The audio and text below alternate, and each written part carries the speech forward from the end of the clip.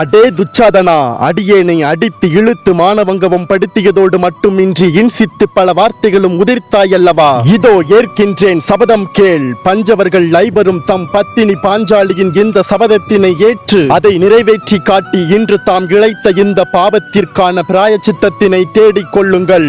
இந்த துச்சாதனனின் தோல் பிளந்து இவன் செங்குருதியினை எனது கரும் கூந்தலில் தடவுகின்ற அந்த நாள் வரை இவனால் அடித்து இழுக்கப்பட்டு அலங்கோல நிலையில் அகோரமாக அங்கும் இங்குமாய் சிதறி கிடக்கின்ற அடியேனின் கூந்தலை அள்ளி முடியேன்.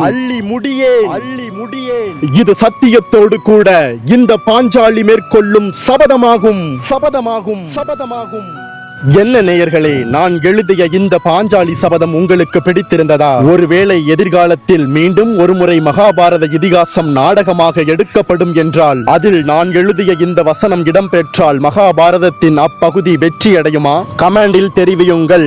இந்த பதிவு